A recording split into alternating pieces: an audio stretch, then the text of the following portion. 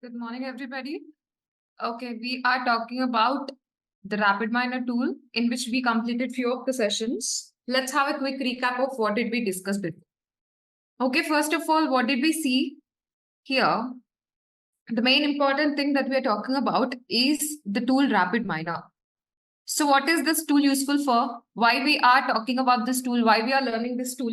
So this tool is one of the software product or software tool present which is useful to perform any type of data mining task without writing any code.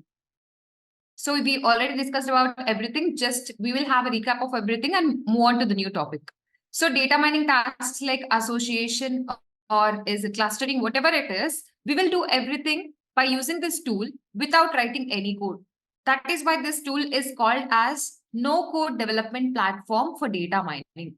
Why? Because we will perform data mining tasks without writing any code. So this is a platform where there is no need to write any code. It is a no code development platform.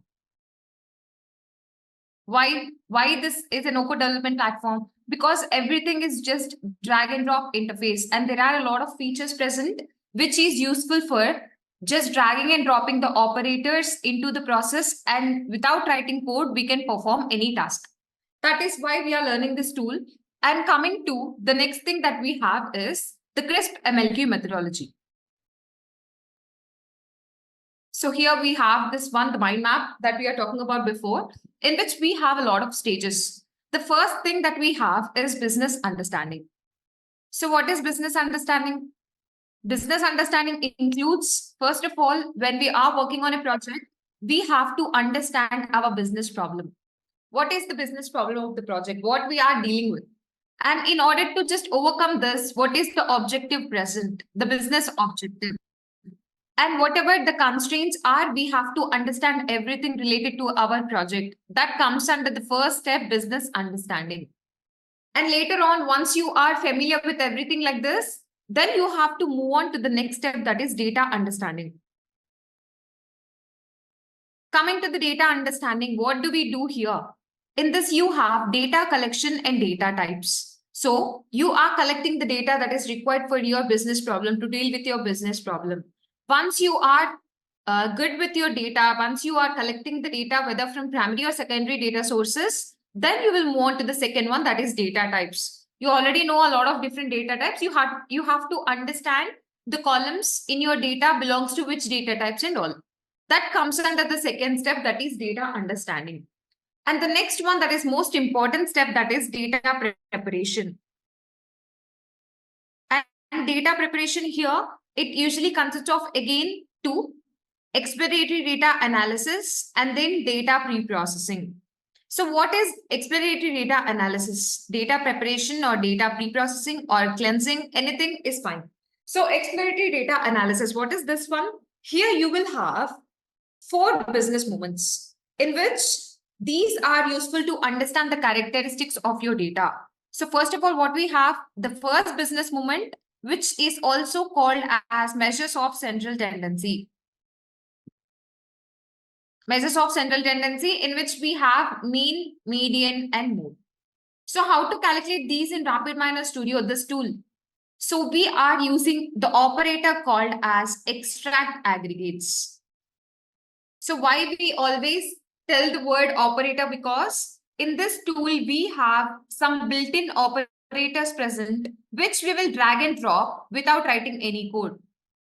So some built-in operators are there. By using those operators, which are specified for every purpose, we will perform all the tasks. So for these, like measures of central tendency, what is the operator that we are going to use? That is extract aggregates. That is the operator present. And coming to the second moment of business decision, which is measures of dispersion. Dispersion is nothing but variation. So here it consists of standard deviation, variance, and range. And how we can calculate these in RapidMiner Studio using again the same operator, extract aggregates. So for mode, this is specifically present for a specific operator, that is extract mode. So by using aggregates, we can find only aggregations like mean, median, standard deviation, and variance. But we can't find mode with this particular operator. For mode, you have one more operator called as extract mode. Why? Because if we have numerical columns in our data, then I can perform mean, I can find median, I can find standard deviation, everything is possible. But when I have categorical data, string data or text data, I can't find mean, I can't find median. So I can only find mode. That is why I have a separate operator, that is extract mode. Okay, this is second moment of business decision. And the next one that we have is third moment, which is called as skewness. We already talked about this. Skewness talks about asymmetry of distribution. And the next one and the last one, which is present in EDA, is fourth moment of business decision, which is called as kurtosis. So kurtosis is basically, it talks about the peakiness of distribution. And these talks about the spread of your distribution. So in order to get the basic understanding of your data, the characteristics of your data, you will perform EDA, which is exploratory data analysis. Once you're done with these things, you can just perform the next step, that is cleansing your data pre-processing. So here, if you observe skewness, what is the operator? For skewness and kurtosis, also the same operator we are going to use, that is extract aggregates.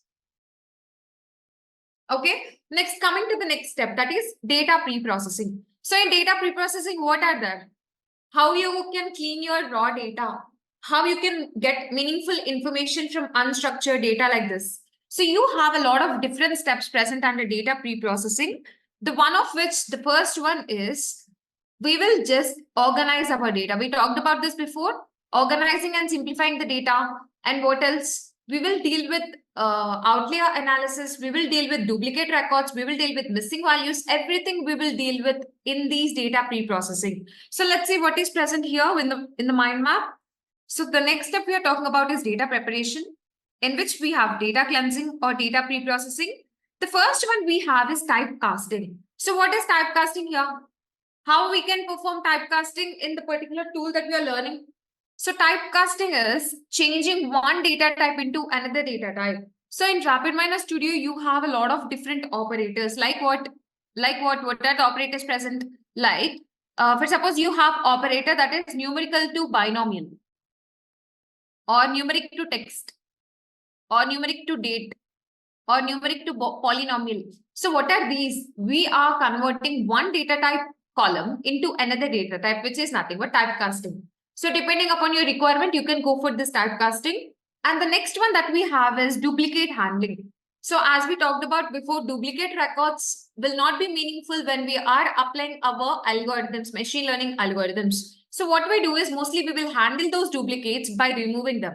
If we have a record, we will simply remove that record having duplicate, then we are good to go. So how to just perform this duplicates handling in RapidMiner Studio? So we have remove duplicates operator present. We have remove duplicates operator present in RapidMiner Studio, which is useful for handling the duplicate records. And the next one that we have is outlier detection. How to detect the outliers? We have detect outliers operator. Through distance or through size, whatever it is, you can just specify there. So we have detect outliers operator in RapidMiner Studio. And what is zero and non-zero variance feature? If a column is having a same value throughout, then that is nothing but the column which is of no use for us. So we can simply go for removal of that column. That is zero, and near zero is nothing but if it is based on priority. If I have two categories and one category is occupying most of the proportion, then also I can go for removal of that column. That is zero and near zero variance features. And discretization, binning, and grouping. What is discretization? We are converting continuous data into discrete data. For this, you have discretize operator, and also these operators you have. You can choose any of it. And dummy variable creation, that is comes under encoding. Encoding is reverse of discretization. We are converting discrete data into continuous data in encoding. And in encoding, you have a lot of different types like one-hot encoding, and ordinal encoding, and also this dummy variable creation. So here, what are the operators present for these things? So for this also, you have a lot of different operators like binomial to numeric, polynomial to numeric, date to numeric, all these things are present. So we are dealing with encoding, which is category discrete data into continuous data. These are the operators present. And coming for the missing values, you have impute missing values operator, and also you have replace missing values operator. You can use any of it. And coming to the transformation, for transformation, you have what is this log, all these things present. You can use different operators depending upon your type of transformation. And the last one is scaling. So scaling usually consists of standardization, normalization, and robust scaling, for any of which you have a single operator in RapidMiner Studio called as normalize. So when you choose Z transformation, that is nothing but standardization. When you choose range method, that comes under normalization. So how to just change all these things in RapidMiner Studio? You have to go for customizing your operators. So what do you mean by customizing the operators? Using the component called as parameters, you will customize your operators in the tool that we are learning. This is how you will do every step of data pre-processing in our tool, which is RapidMiner Studio. Fine. Now, what did we do? We have understood our data. We have cleansed our data. Now, the ultimate thing that we are about to do is building a model. I have to build a model. In building a model, while we are building a model, you have again two terms to be noticed. One is supervised learning and second one is unsupervised learning. So what is supervised and what is unsupervised? And which operators I have to use for different types of algorithms present. So what is that we are talking about? We are talking about machine learning. That is machine learning. I can also call it as model building. Anything is fine. Data mining or machine learning or model building, anything is fine. So when we are talking about machine learning, you have again two types, supervised and second one is unsupervised. So when do you have to go for which type of machine learning algorithms? We already talked about this, but we will have a quick understanding of everything and we will move on. So what is this supervised and what is this unsupervised? So here, supervised is nothing but when we have the data set in which I have an output variable as well as a number of input variables are present. Now, I will go for the type of algorithm that is supervised machine learning algorithms. But whenever my data set is having only input variables, the output variable is not known, then I will go for unsupervised machine learning algorithms. And the supervised is also called as predictive modeling and unsupervised is also called as descriptive modeling. These are the things present. And coming to the unsupervised machine learning algorithms, what did we discuss in this particular scenario? We have seen the first one, that is top-down or bottom-up approach, that is agglomerative clustering, which comes under hierarchical clustering. So why am I telling like hierarchical clustering? Clustering, what do you mean by cluster? So cluster we already seen before. Cluster is nothing but the similar data points grouping together to form a cluster. So what is the main objective for doing this clustering process? So the main objective is we are minimizing the variations present. Why? Because within the cluster, the basic rule is always the similarity is more and the distance between the data points within the cluster is small. So the main objective of creating the clusters is minimizing the variation between the data points. This is why we do the clustering. And in here, we have hierarchical clustering and also non-hierarchical clustering. In hierarchical clustering, we have agglomerative clustering. So what is this agglomerative clustering? What do we do in this particular algorithm? Here, we will calculate the distance between the data points. We will find out the distance matrix. And when we are talking about distance matrix, we have a lot of steps present. Before talking about that, when we have only a single column in our data set, how can I do the clustering? With the help of box plot.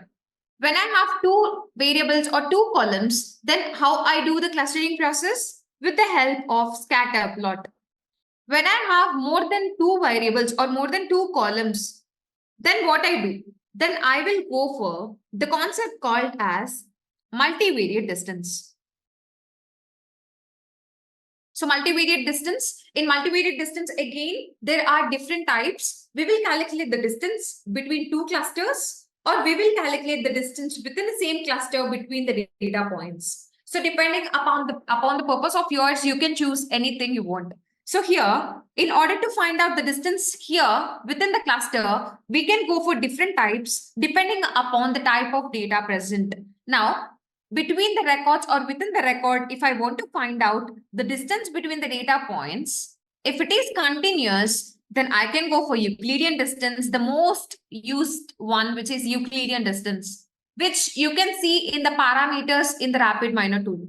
So Euclidean distance, Manhattan distance, and Mahalanobis. Anything you can choose it. And for categorical, you have again few things. And for mixed data, again, we have few things. So which we already seen. And coming to the next type of clustering, what did we see?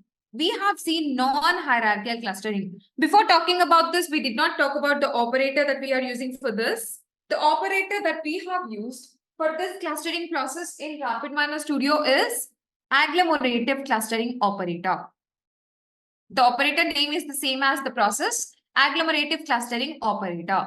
If you want to measure the performance, but basically what do we do while we are performing these algorithms? We will calculate the accuracy or the performance accuracy. How we will calculate the accuracy for this in RapidMiner Studio? By using performance operator or performance classification operator. This is nothing but agglomerative clustering. And coming to the non-hierarchical clustering, in which we have discussed about k-means clustering. What do you mean by k-means clustering? For suppose if you want to create 3 clusters for the number of data points that you have, here we will randomly choose the centroids and we will find the distance. So we will find the centroids each time differently because we will keep experimenting with the k value, which is nothing but a hyperparameter. So the main drawback of this is we have to mention the number of clusters before performing this clustering process. In order to overcome this, we have a lot of different types present, that one of which is DB scan. So DB scan here, both of these are dealing with distance. This deals with density. And what is the operator for k-means? The operator for k-means is k-means operator. K-means clustering operator. And then you have DB scan. DB scan talks about the density instead of the distance between data points. Now, what is the operator for DB scan in RapidMiner Studio? That is DB scan operator. Okay, and the last one that we talked about in unsupervised learning is association rules.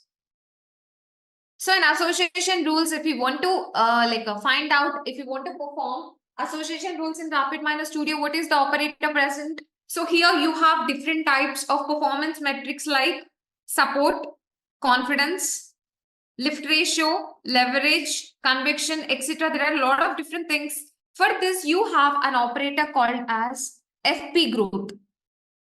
FP growth is the operator present in RapidMiner tool, which is useful to define the support level in these association rules.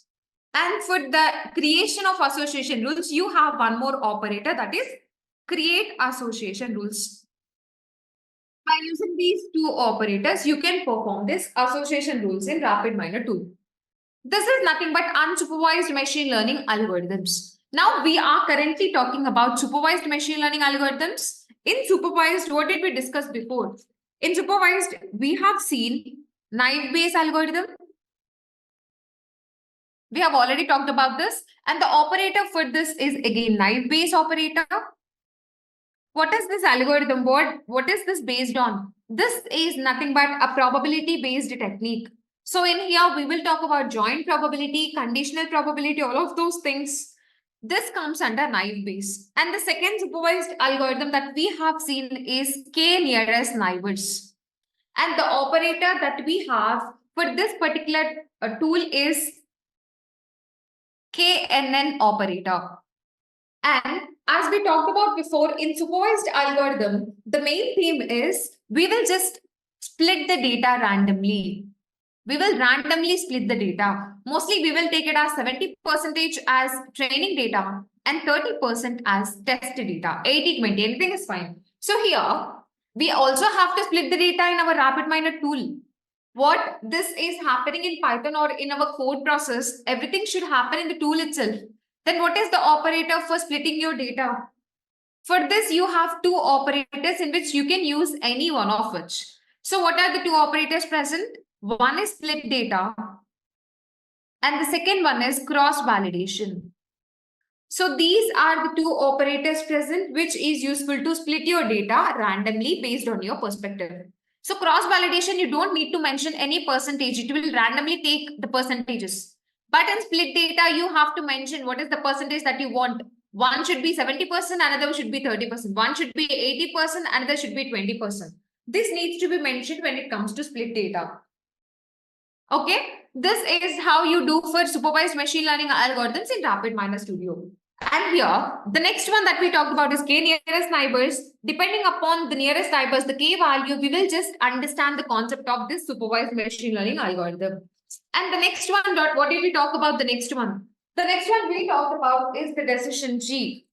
So we already talked about this one, what are the different nodes present and how we will choose one column as the root node based on what we are calculating this. We have seen all of those things. And also the next one, what did we discuss about the next one? So let me show you the mind map. What is present? It will be clear for you then. So we are done with this data pre-processing. So I'll close this one. The next one that we have is model building, in which you have again supervised and unsupervised. So we talked about unsupervised. Unsupervised is done. Now we are talking about supervised machine learning algorithms, which is also called as predictive modeling. So here you have classification models, and under the shallow, we have the three types that I've talked about. Naive Bayes, which is probabilistic learning, and k nearest neighbors, which is lazy learning, and the third one, that is decision tree, which is based on divide and conquer. And last one we are talking about in the previous session is regarding the regression. In regression, you have again different types like linear regression and logistic regression. So what do you mean by linear? What do you mean by logistic? We are talking about that, in which we are currently dealing with logistic regression. So when do you choose linear and when do you choose logistic?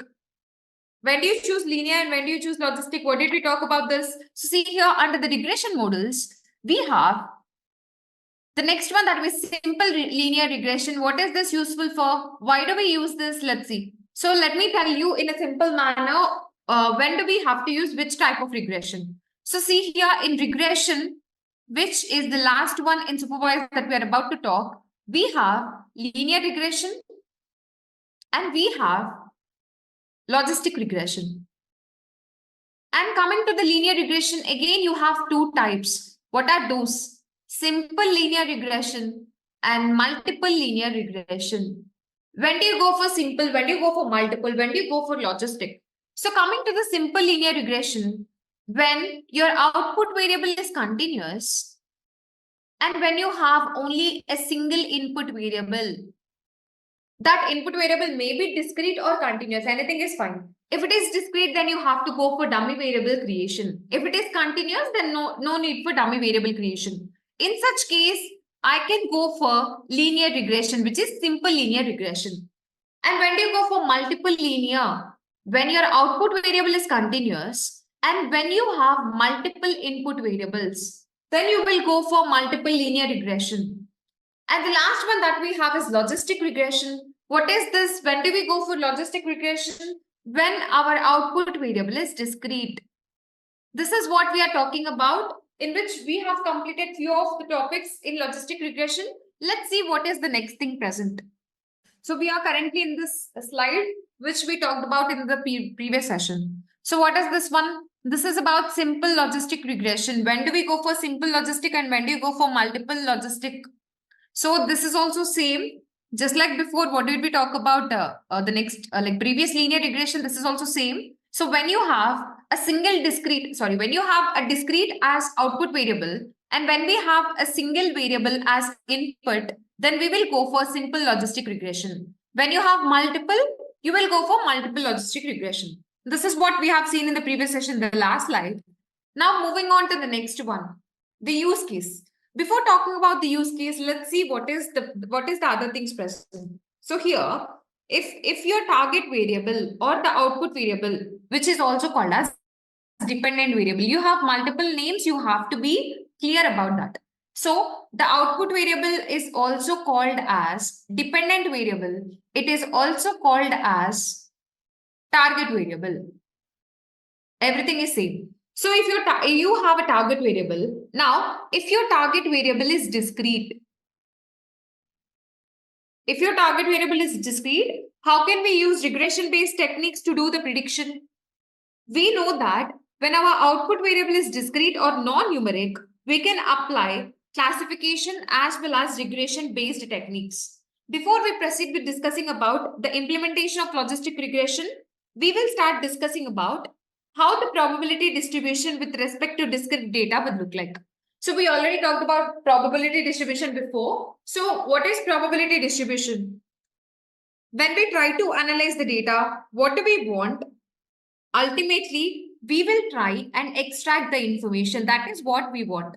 When we are analyzing any data, what is the ultimate thing that we want? We have to get the information. We have to extract information from our data. Now, when we have understood the systematic pattern in the data, how we will understand by applying the machine learning algorithms. So if you can capture the patterns, then you can explain the conditions in the business case. If you can understand the patterns, then you can explain the conditions in the business case. It is random. If there is no systematic patterns or approach present, then there is nothing that you can explain. You can compare the patterns or the expected values. For example, you have an ECG report. You already know about what is ECG and all. So there is an ECG report which tracks about your heartbeat. So when we talk about heartbeat, what is the typical heartbeat of a healthy person? How many times a heart should beat? So maybe I can take it as 72 to 80 or 70 to 80, anything is fine. So we know that a healthy heart should beat around 72 times per minute. It should beat around 72 times per minute. Ideally, it is again 70 to 80 that we talked about before. That means 72 times per minute. This is the expected value. This is the expected value that you are going to find out. So for suppose you are given some data. You are given some data. This is your data ECG. Now from this data, we are trying to understand this particular data given. Now we cannot read how the heart is beating in every second. For this second, what is the heartbeat present? We can't read like that. You represent this as average heartbeat. We will represent this as average heartbeat or average heart rate. Now, what is the expectation it should have? That is 72 times per minute. But once the data is given, what we do? We will perform the ADA, which means the first business moment in which the mean is calculated. Now, if you get the mean around 70, if I got the mean when I performed first business moment, if I got the mean as 70, then what is it? The heartbeat or heart rate is around 70 per minute. Now you can see that the patient is close to the ideal condition because 70 and 72 are near. So he is close to the ideal condition. That means the patient may be healthy, but you can't trust the average value every time. You may have kind of anomaly, which means the rating may be different here or here. There may be different types of anomaly. So we cannot trust the average or mean alone. So that what we do, we will perform second business moment. We will find third business moment. All those business decisions we will perform, which means we will find out the standard deviation from the average, which is the second business moment. But this is also again the deviation from average only. We talked about before, we cannot trust the average value in some cases, but standard deviation also talks about the deviation from the average value. This is also again the deviation from average. So what we do? We will try and perform the third business moment. And by performing this third moment, we will understand which side when I draw the center line. So here, when I draw the center line, side is which side is having more variations, this side or this side. I can understand this from the third business moment. Now I can able to capture skewness, or I can also calculate the fourth business moment, that is kurtosis. So what does kurtosis tells about? It will tell you whether the heartbeat is deviating from the overall value or is it closer to the center. It will tell you those values with the help of kurtosis. So these four business moments along with the visualizations will help you give us initially whether the person is having the ideal heart rate or not. This is nothing but analytics. This is nothing but analytics. We are looking at the data and we are summarizing the data. What we are summarizing, what is happening, whether he is in ideal position of heart rate or not. We are summarizing the data with the help of analytics. Now, using this information, I can also do the predictions. So why in some situations the heartbeat is less? Why heartbeat is more? I can understand these things. I can predict my heart rate and so on. I can do a lot of things with the help of analytics. Now, what did we understand here? The first thing that we do here is we will find out the average or center or mean. This is the representation of entire data. After this, we are observing the spread of the data using three calculations. What are the three calculations? Second moment of business decision, third moment of business decision, and fourth moment of business decision. Understanding the deviations, understanding the spread is very much important. This is nothing but probability distribution. So understanding the spread is very much important because mean we can't trust all the time the average value. So we have to further understand our data based on further moments of business decisions present. This is nothing but probability distribution. When we are talking about distribution or spread, there are different ways the data is spreading. The statisticians, they had identified the spread also, how the data varies. They have given certain names for those patterns. One of the patterns that we have discussed yesterday was binomial distribution. We talked about this before. So what is binomial distribution? What is the formula for binomial distribution? That is NCX into P power X into Q power N minus X. P is the rate of success, Q is failure. So how did we indicate failure yesterday? Q is equals to 1 minus P. And N is the total number of observations present. X is what you want to achieve. This is basically the pattern in your discrete data. This is basically the pattern in your discrete data. If I take a binomial distribution in order to predict, I can use logistic regression. So, if there is a binomial distribution present, if I want to do the predictions, I can go for logistic regression. Now, what are the important things or important points that we talked about logistic regression yesterday? We talked about simple logistic regression and multiple logistic regression. And we also talked about sigmoid curve and also output variable. Output variable should be discrete or categorical for logistic regression. And coming to the logistic regression, what is the output that it will give you? Logistic regression always gives you the probability of true event as output. What is it? We talked about logistic regression yesterday. In logistic regression, you have simple and you have multiple. And when do we perform logistic? When our output variable is discrete. And we also talked about the S-curve or sigmoid curve. And also we have seen the output of this particular regression. So what is the output of logistic regression? It is always the probability of true event. Probability y is equals to 1. This is the output of your logistic regression. And we have also seen the concept called as cutoff. With the help of this, we will perform binarization. Let's see how this is implemented. And the equation of logistic regression will be similar to linear regression. But the only thing is the beta values that you have, the coefficients will vary with respect to the relationship between the coefficients and y. So y is equals to beta naught plus beta 1 x1. All these things are present. This is also same for logistic regression. But the difference between is the relationship between the output variable and the coefficients here.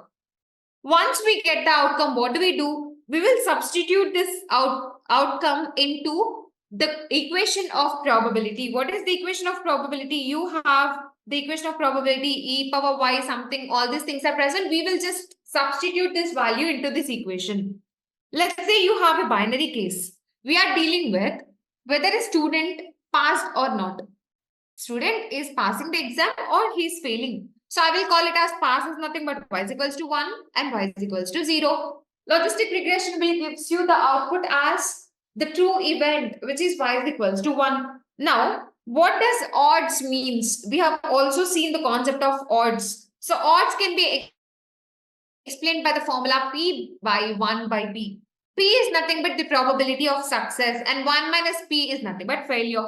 If we talk about the Team India winning, there is a cricket match going on in which I'm talking about what is the probability of Team India winning? Then how can I calculate the odds? So we are talking about odds here.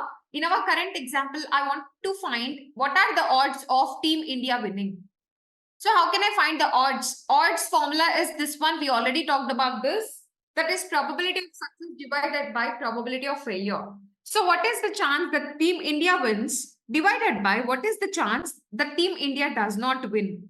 So you need to define success as well as failure here. Now, odds is nothing but success divided by failure. So what is the formula for probability that I've told you before? Probability is equals to e power y divided by 1 plus e power y. We will substitute this into this equation. We will substitute the probability into this equation and we will find out the odds. So odds is nothing but p by 1 minus p, and I will substitute this. What is probability? That is e power y divided by 1 plus e power y, and by divided by again 1 minus p. P means again what? E power y divided by 1 plus e power y. Now if I calculate this one, what will I get? E power y divided by 1 plus e power y divided by 1 minus, I will take the denominator as 1 plus e power y, and here 1 into 1 is 1 plus e power y minus e power y. So these two get cancelled and these two again get cancelled. Now what is this e power y by 1? That is nothing but e power y. This is the formula to find out odds in logistic regression. So your odds is equals to e power y, which means p by 1 minus p. So what I do here, I will take log on both sides. So log of odds is equals to log of e power y. So e power y means what? That is p divided by 1 minus p. So log of odds is equals to y, or log of p by 1 minus p is equals to y. This equation that you are seeing is a logic function. What is it? Log of odds is equals to y, or log of p by 1 minus p is equals to 5. This is called as a logic function. Now, if we go back to the previous equation, that is, what is the previous equation? Y is equals to beta naught plus beta 1 into x. We are talking about here the rate of change. If x is increased by 1 unit, then y new will get increased or incremented by beta units or beta times. So y new is equals to beta naught plus beta 1 into x plus 1.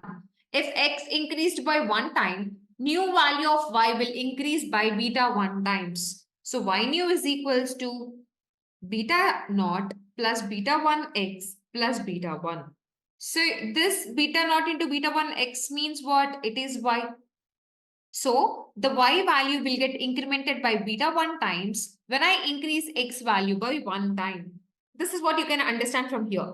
If x is increased by 1 unit, then the log of odds in favor of success will get impacted by beta 1 times. This is the interpretation of your logic function. What is the interpretation of your logic function? If x is increased by 1 unit, then your y value gets incremented by beta 1 units. This is the interpretation when we talk about your logic function. So if x is increased by 1 times, then the log of odds will impact by beta 1 times. This is the interpretation of your logic function. So how can I write it? Log of odds is equals to beta naught plus beta 1 into x plus 1. If x increased by 1, this will be incremented by beta 1. This is what we have. So before moving on to the use case of logistic regression, we will talk about simple linear regression and multiple linear regression, how to do it in RapidMiner Studio. So let me clear all these things first and just go back to the tool of ours, which is RapidMiner Studio. Now, what did I talk about? Simple linear regression before in the previous session. How did I work on this? So I have used the data set, that is golf data set. Where can you see the golf data set? That is an inbuilt data set which is already present. So where can I see the inbuilt data? That is present under the samples folder. So within the samples, within the data, I'm going to show you or use the data set that is golf. So when do we use simple linear regression? When we have the output variable continuous and I'm dealing with only a single input variable. That is when you have to use simple linear regression. Now, if you want to look at the data, make the connections here and execute the process. So this is my data set of golf here. And after getting the data, what I have to do, I want to generate a new attribute. What is that new attribute? When you look at the output result, if you see, this is my output variable, which is in green color. This is not in continuous. When that output variable is not in continuous, I can't go for linear regression. I want to use linear regression only here. Then what I have to do, I have to convert this output variable into continuous. For that, I will show you one new operator which we haven't talked about before. That is generate attribute. This is operator which is useful to generate a new column. So take it into the process. So now, if you have to customize this operator, you have to go for the parameters. So generate attribute is there. I will go to the parameters here and click on edit list. Now, what is the column name? I will just name it as play column only, but I'm just encoding this column, which means converting the categorical into numbers, which is continuous, which I want in order to work on linear regression. Now, what is the formula? How can I write the formula to convert it into zeros and ones? See here, I am using the logical option, that is if condition. If my play value or play column, you can select it here or you can write it, anything is fine. If your play is equal to, that is comparison operator, you already know about it. If it is yes, then I want to make it as 1. If it is not yes, then 0. This is my condition over here. If the value present in the play column is yes, I want to encode it into 1. If it is not yes, this is my formula over here. Play is equals to yes, 1, 0, and click on apply again. Now I have generated my attribute. Now execute this process. Now, if you see here, the play encoded converted into zeros and ones. Now, what you have to do? You have to make this continuous output variable. This continuous value as output variable, not this discrete one. So, in order to convert or make any column into label or dependent or target, you have an operator called as set-role operator. Take this again into the process. And the mandatory thing that you have to make sure is every operator is connected to each other. Now I want to customize this one. So I'll go to the parameters of this operator. Now, the play encoded column is a label, which means an output variable. And then what? I will add one more, which is the play needs to be regular. It is not an output variable now. So these are the 2 things that I'm keeping, and I click on apply. Now what happens? Now the green color, which is the output variable, will be coming for play encoded column. Play encoded is your output and everything else are normal columns, input variables. Now what? Now we have to perform linear regression. Before performing linear regression, what I do is I will select columns because I want one input variable and one output only. Multiple things are not needed for me. So I will just choose my desired columns with the help of the option called as select attributes. Now I will take this operator into the process. Now I want to customize this operator. How can I do the customizations? With the help of parameters. So I want to include only a subset. What are those? One is play encoded, and you can choose anything you want. Maybe I will choose temperature. Based on the temperature, whether a person should play the golf or not. Based on one input variable, I am predicting my output variable. That is nothing but simple linear regression. Why? Because the output variable is continuous data. And click on apply. Now everything is set. If you execute, you will get only 2 columns. Okay, now fine. Now, how to apply the operator for this one? before applying the supervised machine learning algorithms, we already talked before, we have to split our data. So what are the two operators present in this RapidMiner Studio? One is split data, second one is cross validation. So I will show you the option split data. In split data, again, I have talked about before, you have to manually give what percentage you want. So how? Click on the parameters of this one, add your entry, one is 70%. And again, I will add one more entry, another one is 30%. And click on OK. I've just divided it into two different things. Now, 70% of my data should go into training, which means the model building phase. So what is the model? What is the algorithm that I'm using here? That is linear regression. Just type it under the operators. You can see here linear regression coming. Take it into the process again. Take it into the process again. So now 70% of my data should go into the model, which means the linear regression algorithm, and remaining 30% should be applied for the model that we are building. So see here. So 70% data goes into the algorithm and the output of this, the accuracy will be come under the model. And the same model I will apply for the remaining 30% of my split data. For the remaining data, I will apply the model. And after that, if you want to measure the performance, you can go for performance. You can go for performance. This is what you have when we are dealing with this. So you can go for performance measure. So see here, I will just bring it here. I've got the performance operator. Now make the connections.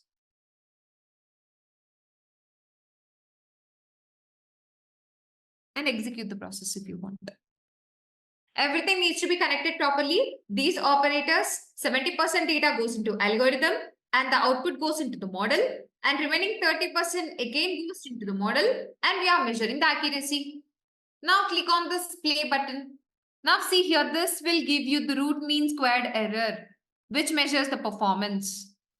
This is how you can perform all these things, which is linear regression in your RapidMiner Studio. So I will also show you the multiple linear regression. But before going to that, I will explain this one more time. Then we will move on to multiple linear regression. So here I have used the golf data set in which I have an output variable that is play column. But that play column is a categorical column, not a continuous variable. So I can't go for linear regression. If I want to apply linear regression, my output variable needs to be continuous. So what I do is I just use the operator generate attributes. Wherever I have the play column as yes, I want it as 1. If it is no, I want to make it as 0. That is nothing but generate attributes operator. Now I have split my data, which happens in supervised machine learning algorithms, and I have taken one as 70% and another one as 30%. And set role operator, what did I do? I made the new column play encoded column as my output variable, and remaining play column, which used to be the output before, I made it as a regular column. And out of which I have selected two columns. One is play encoded, second one is temperature. And after that, I've split my data. One goes into this algorithm linear regression, second one goes into model, and I measured the performance and executed the process. This is what happens in simple linear regression. Then what about multiple linear? You can save this process, but I'm not saving it, I'm deleting it. Now fine. Now, I want to show you the multiple linear regression. Before moving on to that I have an Excel file related to it. So what is the operator that I have to use for Excel? That is read Excel operator. Just take it into the process. And what is the data set that you want to import? You have to import it by clicking on the operator. Double click on the operator here. Now select the data set that you have. I named it as multiple linear. Click on next and everything is perfect. You can see if you have any problems at the bottom. So there is no problem in the formatting of my data set. Just I will simply click on finish. Now, if I execute this process, you can check it out. What is the data present? I've taken only few records. So check it out here. What are the data present? Everything is numbers. That is perfect for linear regression. And I have 3 variables, input and 1 output variable. Done. Now what? Now, Now I will use the operator first of all, set role operator, because there is no output variable specified. So set role and this parameter of set role and the target, it has to be a label. No, I did not select the column here. Target is the output variable, label, fine. Now, again, you have to split your data, split the data, and the splitting data happens to be using the operators present. One is 70%, the default, and another one is 30%. Done. Now, after applying this, we have to perform regression, linear regression. So use the operator linear regression here. Take it into the process. And after again 30% goes into the operator apply model. So take the apply model also. So 70% goes into linear regression, output goes into model, and remaining 30% also goes into model. And again, I have to use the performance.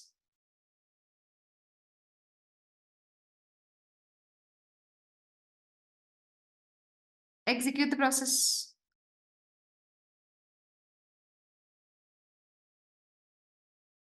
Now you have to compare. Now this is based on 3 input variables, not 1. Before, in the simple linear regression, I have used only single input variable and single output variable. Here, I have 3 input variables, feature 1, feature 2, and feature 3, and I have 1 output variable, that is target. This is simple and multiple linear regression that you have to do. And these are the operators that you have to use when you are performing the supervised machine learning algorithm, that is regression model. And we are currently talking about the logistic regression, in which we are about to see the use case. So we are done with linear regression. Now we are talking about logistic regression use case. So let us go back to the slides here. The next one that we have is the use case for logistic regression.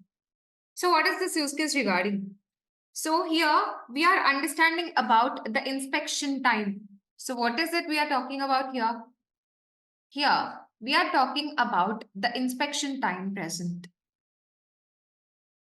What is this one? So see, imagine that you are a data scientist at a very large scale integration circuit manufacturing company. Okay, you want to know whether or not the time spent on inspecting each product will impact the quality assurance department's ability or not. So, if the circuit is not manufactured properly, then what happens? Imagine there is a circuit which has to be used in mobiles. So, if the circuit is not manufactured properly, then what happens? The mobile will not function in an appropriate manner. So, the manufacturing company don't want to have any defects in their process, in its circuit. So, whatever it is. So, it is not they are advisable for the circuits to not have any defects present. So, the manufacturing company don't want to have any defects in its circuit. This is where your quality assurance team comes into action. So they will assess these circuits. They will manually evaluate every circuit. What they will do? They will manually evaluate every circuit. So it will take some time because this is manual evaluation. So we are trying to inspect what is the relationship between the time spent or time that is being spent in evaluating the circuit and detecting the errors. We want to find the relationship. In order to do this, what we should have some data. So see here, what is the data present? So step 1, we have to collect and organize the data. Data consists of number of observations, what are the errors present, and what is the inspection time. And next what? Next, the number of observations. There are 55 given. Let us see what is the data. So here is our data, which is having totally 55 number of observations. How many are there? There are 55 observations. And how many columns? There are 3 columns. One is index, second one is inspection time, and third one is error identification. So inspection time is in minutes, and errors are identified or not. If they are detected, then it is 1. If they are not detected, then it is 0. These are the things present in your data. Then what? Then what we have to do? So we are going to take this data and substitute it in the algorithm. We are taking this data and taking it into the algorithm. this is the summary that you're going to get. What is the summary that you're going to get? See here. So logistic regression table, when I take it into the algorithm, this is the summary that I'm going to get. So here constant, there is a constant present. Constant is nothing but beta naught. So you know the equation, right? Y is equals to beta naught plus beta 1 into x. So constant is nothing but beta naught. And then inspection time is nothing but beta 1. And we have to validate the coefficient of significance and p-value. So when it comes to p-value should be always less than 0.05, which is the case where, which means the coefficients are statistically significant. If you see here the two cases in which both of those are less than 0.05, so both are significant. So here, what is my equation that I can form here for this one? What is the equation? For this one, I will write the predicted value y hat is equals to, this is minus, so minus 9.947 plus what? The inspection time is 0.329. This is what my first equation looks like. And within which I have to have x. X is nothing but the time inspection, so I will write it as time. This value we will substitute in the equation of probability. What is the equation of probability? E power y by 1 minus e power y. So you have to substitute this equation into this particular value or this particular equation probability. Let's take some sample calculation. If I take the inspection time as 40 minutes, I will get some y value here because I will substitute this with 40. See here, what is there in this line? Okay. So here, the important thing about the table p-value is it should be always less than 0.05. We already talked about this. And then p-value indicates that there is insufficiency evidence. And logistic regression equation, this is my logistic regression equation, which I told you before. Now, determining the probabilities using probability equation, that is e power y by 1 plus e power y. E is already fixed. It is not going to change. Now, what is it? We are talking about inspection time and we are trying to detect the defect in the circuit. So see, this is the value. If I take the inspection time as 40 minutes, then I will replace the x with 40. Now I got some y value. This y value is substituted in the probability equation. This is the probability equation. When I substitute all the values of e and y, I got the value that is 0.9611 or 96.11%. If a quality assurance engineer spends 40 minutes of inspection time, then there is a chance that he can detect the errors in 96.11%. That is the interpretation that you are getting with respect to this equation. So what is it, everybody? So when the quality assurance engineer spends how many minutes? If he spends 40 minutes inspection time, then there is a chance of detecting the errors or defects in 96.11%. That is what the inspection is. So all inspection times I will substitute in the formula. Ultimately, I will get the probability. Now, if I take this probability on y-axis and inspection time on x-axis, we will get a sigmoid curve. We talked about this in previous session. So see here, so this is the interpretation that I told you before. When I take, okay, I will calculate for every other value for equations. Now, if I substitute the inspection time on x-axis and probabilities on y-axis, now I will get a sigmoid curve, the S-shaped curve. This is nothing but logistic regression. By using this, what can we say? We can understand from the plot that as inspection time increases, the probability also increases. In logistic regression graph, the probabilities lie in between 0 to 1. So in logistic regression, probability values ranges between 0 to 1. We are saying that if the time is greater than 20, you can take any value. If the time is greater than 20, if I take one specific circuit and I will evaluate that circuit until I find the errors. We are not talking about prediction here. We don't need any cutoff here. So cutoff, we already talked about this. If I want to do the prediction, then I need cutoff. But here I'm not predicting anything. I don't need any cutoff. So what we want to detect the errors. We are trying to get that information from inspection time. From the inspection time, whether I can find the defects or not, I want to find out. So always you have to set the boundary. Minimum time that a quality assurance engineer needs to spend on a circuit is 18 minutes. So you can take whatever you want according to the graph. I'm taking the minimum time that like a quality assurance engineer should spend is 18 minutes. And what is the maximum time? If I take the inspection time till 40 minutes or 45, then I have a success rate of 96.11%, which I found before. Now we need to find at what inspection time I will get 100%, the maximum percentage. If I take 42 minutes inspection time, I imagine that I got 100% of probability. So I will take 18 minutes as minimum and 42 minutes as maximum. Within this time frame, the quality assurance engineer will find the defects. So you have to understand one thing. If he is spending less time, for suppose I have one circuit and I'm a quality assurance engineer, I am just understanding the circuit, whether it is having defects or not. And I have inspection time of 12 minutes. So I'm telling the minimum required is 18. So in 12 minutes, I won't get any defects. So you have to just put a range or a boundary for the inspection time. There is no need of cutoff here. This way, you will maintain the quality and also the performance. So if a person is spending 1 hour and if a person is not able to detect the errors, what does that mean? That means the circuit does not have any defects because the maximum time here is 42 minutes. I'm spending 60 minutes on the circuit. Then there is no need to spend more time on the circuit because there is no defects present in that.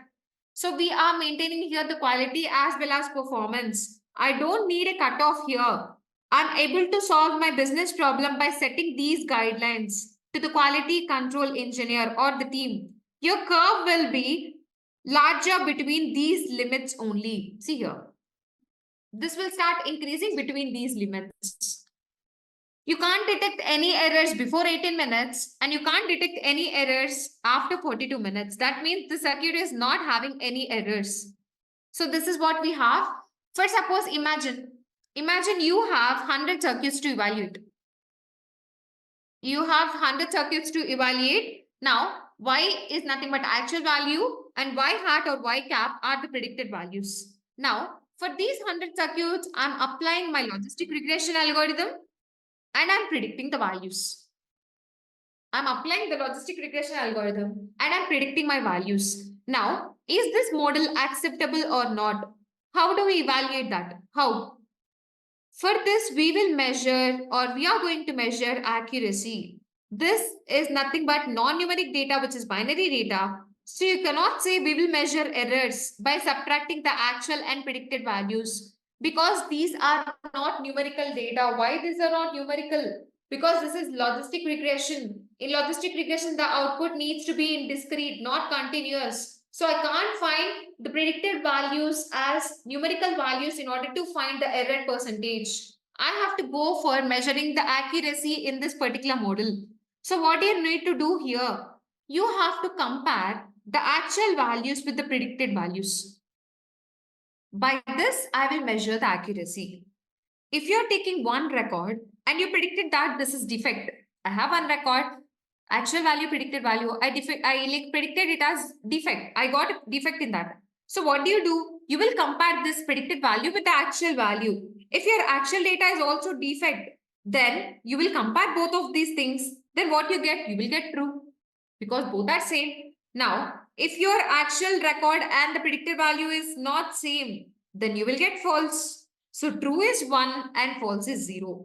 Likewise, we will do for all the 100 observations that I have, 100 circuits I have. For this comparison, we are going to use something called as cross table.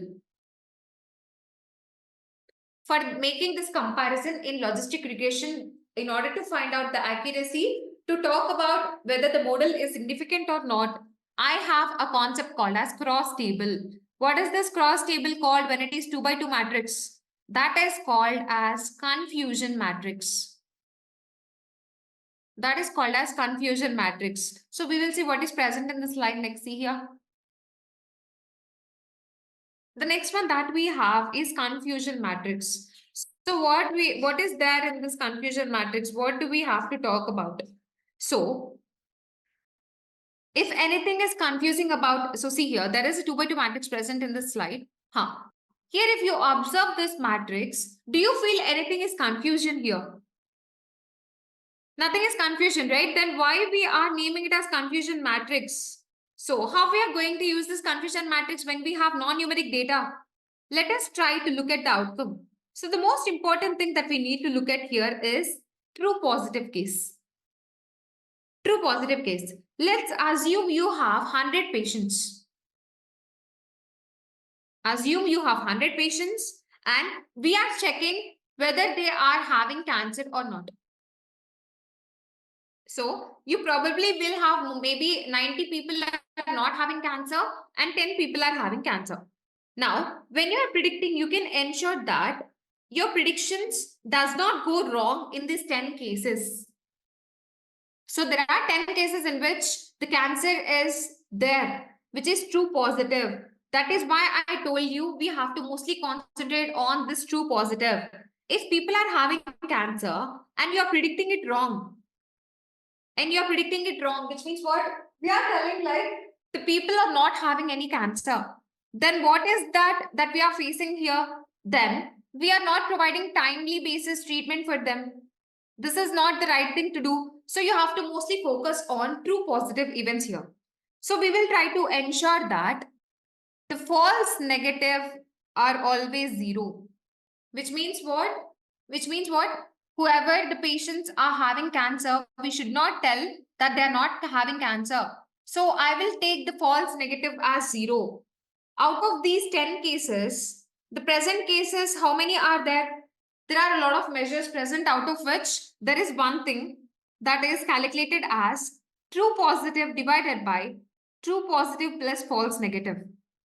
This calculation. So see here, that is present in the next slide. So this is the example that we are talking about. So but suppose we have deceased patients. We are talking about whether he's having the disease or not. So here, this is the actual, this is the predicted. So actual value is disease present or disease absent, and predicted whether he is positive or negative. See here, true positive is nothing but patient with disease is told that he or she has disease. True negative, patient with no disease is told that she does not have disease. And false negative, patient with disease is told that she does not have disease. And again, you have false positive. So these are the 4 things that you have. Now coming to the next one, see here, there is an overall error rate. What is the overall error rate? We will add all together divided by false values, false negatives and false positives. That is error rate. And accuracy is equals to 1 minus error rate. And coming to the next thing, see here. There are a lot of things that we have to talk about, out of which the first one is precision.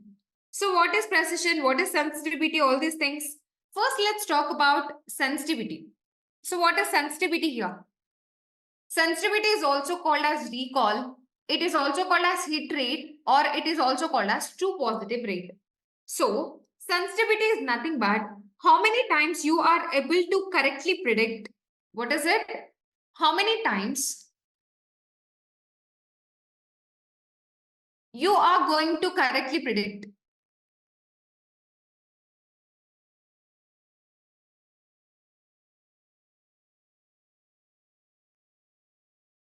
This is nothing but sensitivity, which is also called as recall. In sensitivity, I already told you the false negative should be least in order to get the better results. So your sensitivity need to be 100%. When it will be 100%? When your false negative is 0. When it is 0, it will be cancelled out, which will be 1, which is equals to 100%. So this is with respect to true cases. But when we see the cases of 90 people don't have any cancer. But if you have your predictions wrong, then what? Then you will get the false positive. He is not positive, but you are telling he is positive. You will get false negative when A is negative, but you're telling it he is having the cancer. So all these things are present. So what is the next thing that we have? That is specificity. Specificity is how many times you are correctly predicting. What is it? There is another one that is called as specificity. Specificity is nothing but how many times you are correctly predicting the negative cases. You are correctly predicting the negative cases. So this also needs to be less. So among F and FP, all these things present, what is the most dangerous one regarding the cancer data? That is false negative that we talked about before. That is why we are ensuring that this is zero. In order to avoid false negative cases, what can we do? We don't predict the negative values. We will say everybody is positive only. We will not say nobody is negative, everybody is positive. That is the way that I can ignore these false negatives coming. If you do that, what happens? The false positives increases. If I make the false negative as zero, what happens? The false positive increases. If you say every patient is positive, that way you don't have any negative cases at all. But if I do that, I will have, or I may go wrong in false positive cases. That means we are going to look at the precision. That means we are going to look at the precision. Precision here, see, this is nothing but total, true positive divided by true positive plus false positive. This is probability of correctly identifying a random patient with disease as having disease. So if you do, what is it? If I just ensure that everybody is positive, then false positive will change and false negative will become reduced to zero. So this is nothing but precision. All these things comes when you are evaluating a classifier model. We already talked about classification and regression before. So we consider F1 ratio. That is the best metric because it tries to give the value which is balancing the precision and sensitivity. See here, what is there further?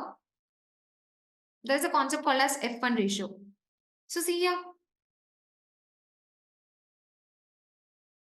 So these are the different metrics present that you can go through. So FP rate is nothing but 1 minus specificity.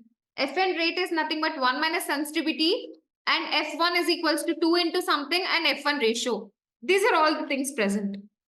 So there are different metrics that we need to understand to get better accuracy with less false positives and less false negatives.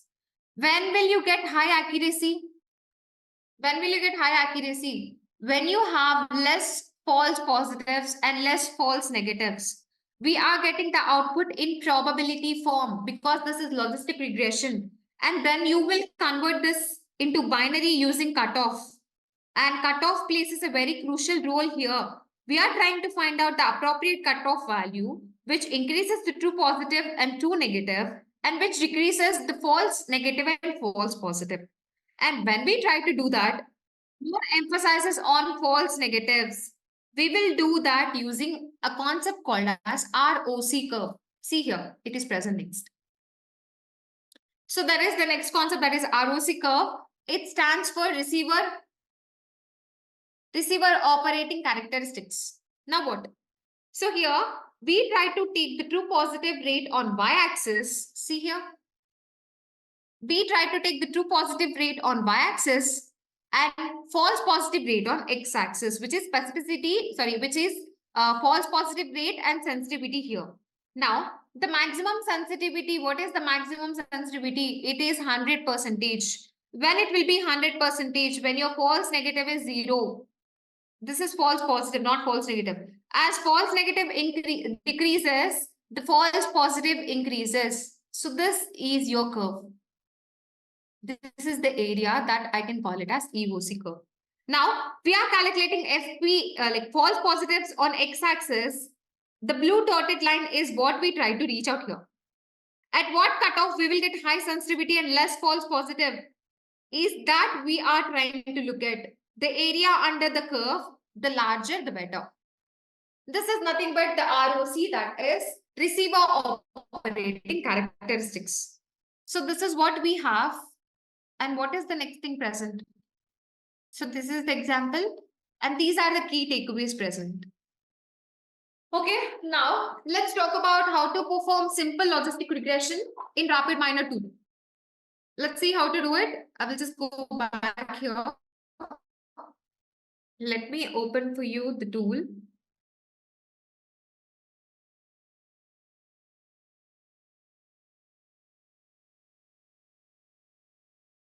Okay, so before we have done multiple linear regression here, I'm going to delete that one. So let me just delete everything here. You can just save the process if you want, but I'm deleting the process. Now I'm going to show you the logistic regression. So when will you use logistic regression? When you have a categorical output variable. So here, within your data sources, the inbuilt one, I'm going to use the data set that is Sora data set. In order to show you the logistic regression example, I'm going to use the data set that is Sona data set.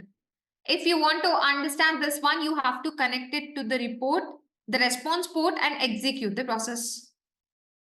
Now, there are a lot of columns, 60 columns are there, out of which class is the output variable because that is in green color, special attribute. Now, if you observe, the output variable is a discrete data or a continuous data. That is not continuous because that is not a number. That is non-numeric data. So I can use logistic regression. Now what I do, I will just directly select the split data option.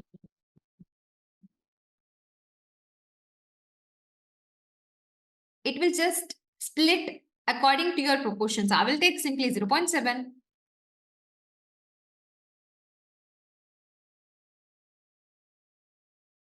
One data, one partition is 0.7, 70%, another one is 30%. Now I've split my data. Now what to do? Now you have to apply logistic regression using which operator? The operator that you have is logistic regression operator. Take it into the process. As we talked about before, 70% goes into this and remaining 30% goes into the operator that is apply modal. So 70% goes here. After that, the output of this regression will be the input here and 30% of split data will be input here. After that, if you want to measure the performance, then what to do? You have an operator here. You can use the performance classification.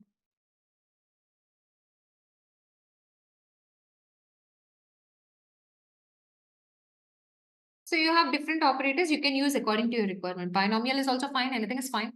So here I'm taking this and I'm establishing the connections here.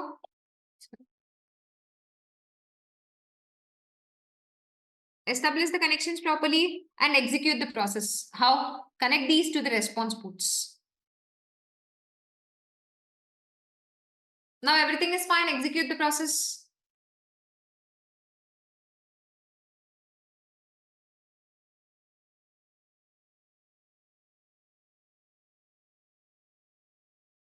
So this is how you can predict your data. This is how you will measure the performance and accuracy. That is 74.19%. So this is what we have. We will talk about one more logistic regression later.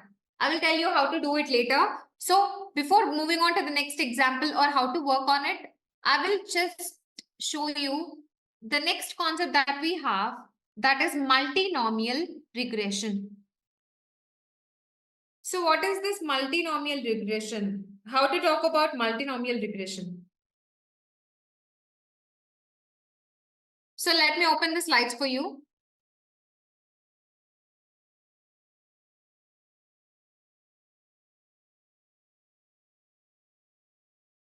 So coming to the multinomial regression, we are about to talk about an extension of logistic regression, that is multinomial regression. So logistic regression, we already know about that. What is that one? So logistic regression, which we specifically use when we have binary data. Now, this logistic regression uses logit function, which means it is based on log of odd values, log of odds. So this is trying to find out probability using odds. Logistic regression is similar to the equation of linear regression itself. That is what y is equals to beta naught plus beta 1 into x1 and so on. Once we get the y value, we will substitute it into probability function or link function. What is probability function? E power y divided by 1 plus e power y. After substituting it, it will give you the probability. So this probability, using this, we will just use a cutoff value and we will binarize the data. After doing this one, the logistic regression will always captures the probability of true events y is equals to 1. So if only y is equals to continuous, I will go for linear regression. If it is discrete binary, I will go for logistic. If it is greater than 2 categories, then what? I cannot apply logic function here. So I'm telling, if I have discrete data, I will go for logistic regression by using logic function or link function. But I have more than 2 categories, then what to do? Then I cannot apply logic or link function. Why? Why? Because we talked before log of odds. Odds works only with binary data because odds formula, what is it? P divided by 1 minus P. If your probability of true event is P, then the probability of failure is 1 minus P. If you have more than 2 categories, for suppose I have probability 1, probability 2 and probability 3. If I say the probability for this one is P, how to calculate P2 and P3? I can tell both is equal to 1 minus P, but I can't tell individually. So odds will not work when I have greater than 2 categories, which means I can't apply logic function for greater than 2 categories. So hence logic function cannot be applied here. So here you have an extension called as multi-logit or multinomial regression. This is applicable for more than 2 categories. It could be nominal or it could be ordinal.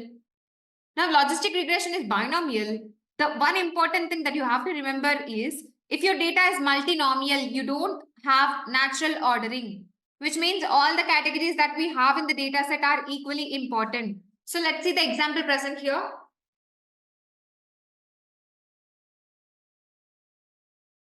So in this particular module, we will discuss about what is multinomial regression and what is the baseline and output. How do we interpret the output here? And also, what do you mean by odds and odds ratio and multi-logit function? These are the things that we are going to cover in this particular module. Let's move on. What is present in this particular multinomial regression? So here, logistic regression or binomial distribution is used when you have 2 categories. And multinomial regression is used when you have or when your output have more than 2 categories. And extension to logistic regression, and this is where you don't have natural ordering of categories, and this is one example for this. We have 4 modes of transport. What are those? One is car, second one is carpool, third one is bus, and fourth one is rail. There are 4 modes of transport, which means we have 4 different categories. Our total data set contains how many values? 453 values, and we are looking at the respective probabilities of each and every mode of transport. So what is the probability for this one?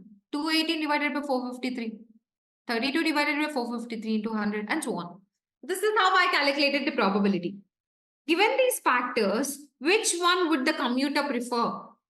Will you prefer car or carpool or bus or rail? This is our data set. Now, what are the input factors that we have in this particular thing? So we may have a lot of different input factors, like you may have cost, and also the time of transportation. So these are the things that we have, which are most important input factors. So based on this, I will choose whether I should go by bus or rail or car, whatever it is. So we have 2 variables. Now what we do in this case is multinomial regression is chosen because we have more than 2 categories. If one of the factors is chosen as a baseline or a reference. So see here, let us see what is present in the next slide. More than 2 categories are present. We will use multi-logit, and cost and time are the input variables that will impact the mode of transportation. So see here, what are the things present? If you see, there is cost for every mode of transport and there is also transportation time.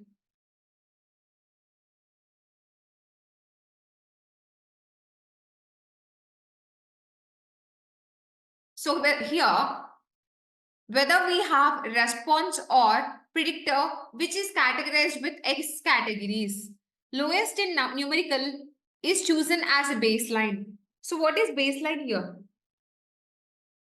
So in this case, we have taken car as the baseline. See here. In this case, we have taken car as a baseline. Imagine. So car as the baseline. So there are all beta values. Beta values are there and intercept values are also there. But look at carpool, bus and rail.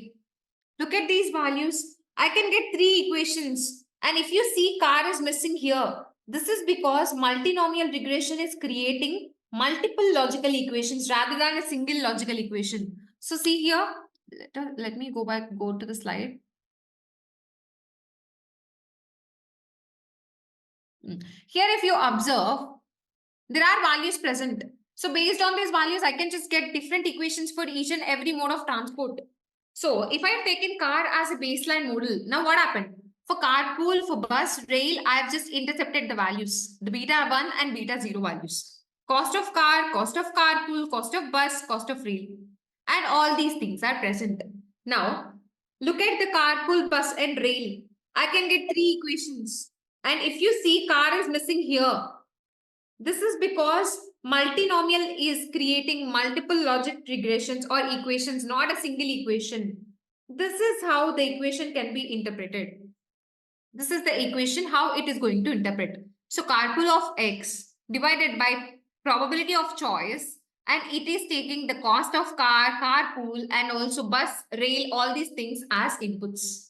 This is what the interpretation of equation looks like. Now, if I take the log of odds, odds is always represented as P by 1 minus P. We will take car as a reference and we will find out what are the odds that people will choose either carpool or rail or bus over the car. So how can I write it? Log of carpool divided by car. So what are the odds that people will choose carpool over car? Or what are the chances that people will choose bus over car? What are the chances that people will choose rail over car? So we have three equations. This is called as multi-logit because we are having multiple equations. In linear regression, we have y is equals to beta naught plus beta 1 into x1 plus beta 2 into x2 and so on. If x is increased by 1 unit, then y will get increased by beta 1 units, which we talked before.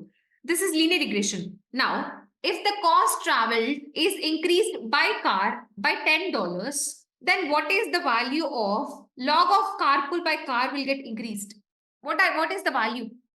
What is the value that cost of car or carpool get increased? That is 0.6360%. Carpool car. And what is the percentage of bus increased by car? That is 0 point something 34 percentage. This is how we can do the interpretation. Odds, not log of odds. Odds are getting impacted by 1.8 times, not the log of odds. This is the interpretation of your multinomial regression. Check it out here. So 0.66, the values. If we have categorical X, say gender, female is equals to 0, male is equals to 1, then the regression coefficient say 0.22. 0.22 indicates that relative to females, males increase by 0.22. And odds ratio is computed from the coefficients in the linear model equation by simply exponentiating. Exponentiated regression coefficients or odds ratio for a unit change in a predictor variable.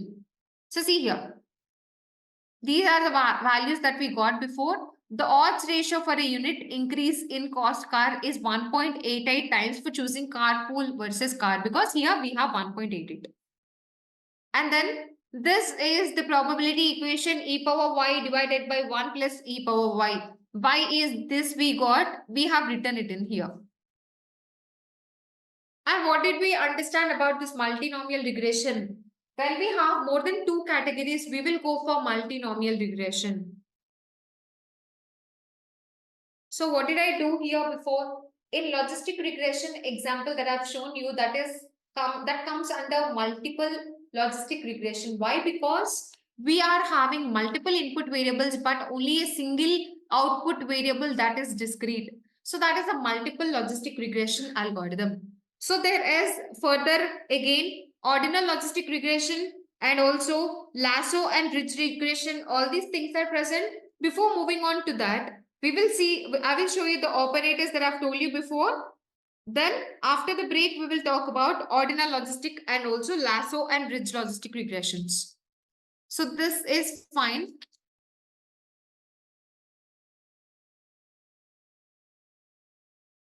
Now, I will go back to this tool. So this is also fine. I'm getting accuracy for everything. I will go back to the design view here.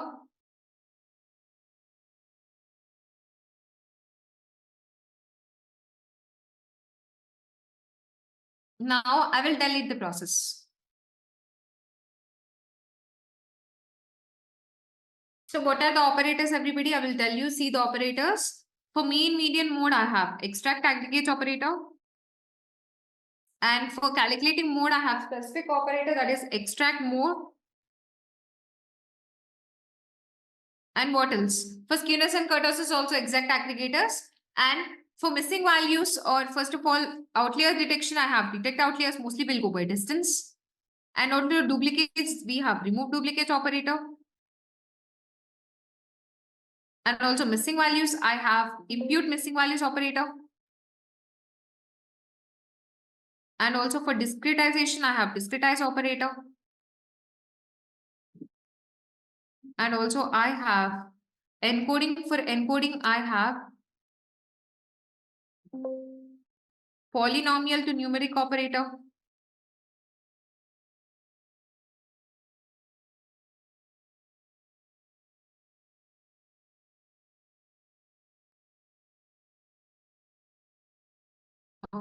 Or nominal to.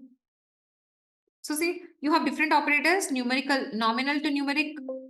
All these things you can choose here. So some versions will support one-hot encoding. This is an older version of mine, the free version. So I don't have this operator. You may have it. So you can use one-hot encoding directly or these operators. Anything is fine. So I will take one. Maybe I will take encoding. We're talking about encoding. So I will take nominal to numeric. Okay. And discretization, I also have numeric to binomial or polynomial. And what else? We talked about agglomerative clustering, for which you have agglomerative clustering operator. And the next one is k-means. I have k-means directly. And for medioids, you have medioids. And then the next one is dbscan. We have dbscan operator. And the next one that we have is the last one, association rules, for which the first operator is FP growth. And the next one is create association rules. This is unsupervised learning. Then what? We have supervised learning, in which we have to split our data. So split data. For that, you have split data as well as cross validation. Also, the next operator that we have is cross validation.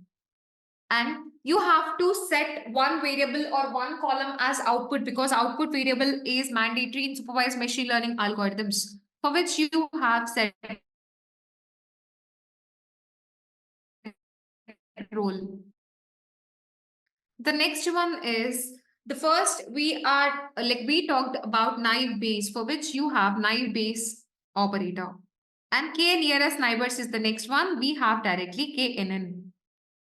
And we also discussed about the next one, that is decision tree, for which you have again decision tree.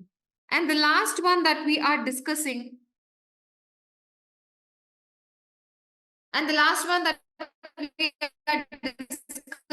is regression, in which I have shown you linear regression as as well as the last one that we are talking, that is logistic regression. Used for different purposes. For missing values, for outliers, for handling your data, for cleaning your data. If you want to create the visualizations, I've told you that visualizations is present in the results view present in this RapidMiner tool. Design view is there and results view is there. Under the results view, along with the results of your executed process, you can check out the visualizations as well as the statistics of every column. So all these things are present under the results view. So you can check out the operators. And also finally, if you want to measure the performance, you have different performance operators as well. Depending upon your use, you can use whatever you want. Classification, regression, ranking, binomial classification, anything is fine. For cluster performance, you have cluster density, cluster distance. We will use distance when you have distance-based algorithms and density for DB scan because that is density-based algorithm. So these are the things present you have to go through. Okay, let's go back to the slides and check it out what is present next. We are done with multinomial regression. The next one that we have is ordinal logistic regression. So let me open the slides for you and check it out what is there. So the next one is ordinal logistic regression. What is this one? So when we have more than two categories, as the name indicates, ordinal is nothing but it is having a natural order to it. So when you have naturally ordered data, what is it? So as the name indicates, we are talking about logistic regression. So what do you mean by logistic regression? Logistic regression is nothing but you should have the discrete output variable.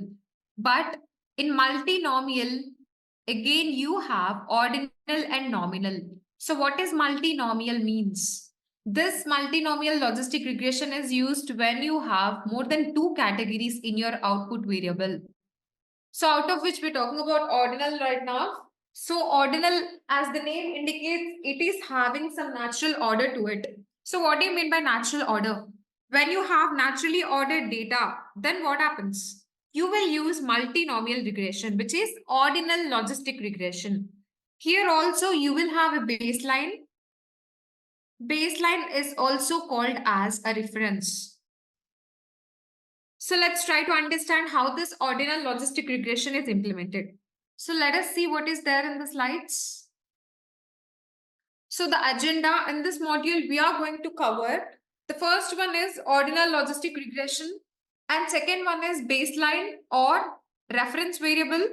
And how do we interpret the output of ordinal logistic regression? And what do you mean by proportional odds logistic regression? And also multi-logit function. Coming to the first one, ordinal logistic regression. So here, this is used when you have output with more than two categories. So output has two categories, you will use logistic regression, and ordinal is used when you have more than two categories. And this is also an extension to logistic regression. And as the name indicates, ordinal is nothing but the categorical data which is having a natural order. So response variable has more than two categories. Hence, we will apply multi-logit function. Lowest in numerical is chosen as a baseline or reference, which we have seen before in multinomial regression as well. Okay, the next one, see here, in which you have here three categories. One is too little, one is about right, and one is too much. So there was a survey conducted around people in different countries. So these are the different opinions of peoples that have been represented. There are three categories, which means more than two, which means I can go for logistic regression. And this is having a natural order, too little, about right, and too much. So this is ordinal data for which I can apply ordinal logistic regression. So let's see what is the data look like. So this is my data over here. We have, what do we have? We have religion, we have degree, and we also have country, age, and gender. And also here you have poverty, and this poverty is too little, about right, and too much. So there are three categories present. So this is a 3-class problem. This is a 3-class problem. So now you have, what do we have? When we talk about 3 classes, these are naturally ordered data, which means ordinal data. So we are looking at the ordinal data. Now, how we will look at multinomial regression in ordinal data? How do we implement multinomial regression, that is ordinal logistic regression on this data? The multi-logit function here, we will have a scale. There is a scale, imagine. So the first one is too little, second one is about right, and third one is too much. So here is a scale, we have ordered data, and I will put like this. This is 1, this is 2, and this is 3. The multi-logit function is what we should remember here. One of the equations say whether it is too little or not. And another equation say whether it is this or not. So if it is about total right, sorry, too little, if it is about too little, then it may be about right or too much. It may be any of it. This is basically how we will interpret by doing the scenario called as binarization. Basically, I am converting this into binary scenario. This is how I can interpret. These are the log of odds present. See here, there are all the things that is mentioned in the sheet itself. So this is my data over here. Now my poverty is having more than 2 categories. That means I can go for multinomial regression. But here the data that I have is, so I have more than 3 categories. Now this is ordered data. I can go for multinomial regression, that is ordinal logistic regression. So poverty, survey results on policies implemented for poor people in the country. Now this is my equation. Why? Because a logistic regression always gives you the output as the probability of true events. This is how it is interpreted. And see here, the output. So these are the coefficients and these are the intercepts. The regression coefficient for a continuous variable indicates that for 1 unit increase in age, the log of odds increases by 0.01114% here, age. So if I increase the degree by 1% or 1 unit, it will increase by 0.14. All these things are mentioned clearly in this particular output. In the ordinal logistic regression model, the intercept can be interpreted as either too little or about right or too much. It can be any of the 3. Similarly, the intercept for about right or too much means logit function y is less than or equal to 2. So these are the things present, and we have already known about probability. Let p is equals to p of x by a means the probability of any event under the condition x. It may be gender, it may be age, anything is fine. Now odds. How do we calculate odds? Odds is nothing but, what is that? Success by failure. But here probability, we are getting probability as output. So here j is equals to 1 means too little. If it is 2, it means about right. If it is 3, it means too much. And if I take log of odds, too little, about right, the log of odds doing too little versus doing about right or too much. This is how we will just talk about when we are talking about these things. So this we have already known what is odds, what is log of odds, what is probability. We have already discussed about this, but this is an extension of logistic regression present. Why this is used? When you have ordered data and when you have more than 2 categories in your output variable. That is the way that you prefer this ordinal logistic regression. So let's see what is that we do, how we do it in RapidMiner Studio. So what is the operator that we will use for logistic regression here? That is logistic regression only. But how do we perform ordinal logistic regression here? So let me move back to the tool here. And in here, I'm going to use the Excel file which I've already prepared. So that is an Excel. I don't want to save it in my repository. So I will use the operator read Excel here. So I will use the operator read Excel here. And what is the data that I want to import? That is, double click on this operator here and choose your data source. My data source that I want to use is ordinal logistic. I named it accordingly. See here, I'm connecting with this data. Simply click on next. After that, again, if you have any formatting problems, you can check it out. I don't have anything. I'll simply click on next here. If you want to further change your column names or change the data type, all of those formatting things you want to do, you can do it. So I didn't click on finish, I guess. Let me see. I will execute this process and check it out whether the data got imported or not. Yes, I got totally 67 records, out of which I have 4 columns. Now what to do? Now you have to generate the attributes first. Why? Why? Because I want to convert the target variable high and low and medium are there. I want to perform only based on 2 categories. If I want to do that based on 2 categories, what I have to do? There are 3 categories present here, but I want to do on 2. Then how to use the operator generate attributes to convert 3 columns or 3 attributes or 3 categories into 2. Let's check it out. See here. I will use the operator generate attributes. I'll take it into the process. Now, if I want to convert high, low, and medium into 2 categories of your choice, you have to customize your operator. How to customize it? Using the parameters. So check the parameters here. I am clicking on the parameter of generate attributes. So what is this? The column name you can give of your choice. I will just write it as the target variable, that is new. Target new. Now what is the equation for this operator of target new? Check it out. See, is if my target, here you can just choose your column names or you can manually write it. Anything is fine. If your target is equal to high, I'm comparing those things. If it is high, you have to write everything same. So mine is high, H is high. Sorry, H is capital. So I'm writing it in capital. If it is high, then it should be in high. The output should be high. If it is either medium or low, then it should be low. This is my condition over here.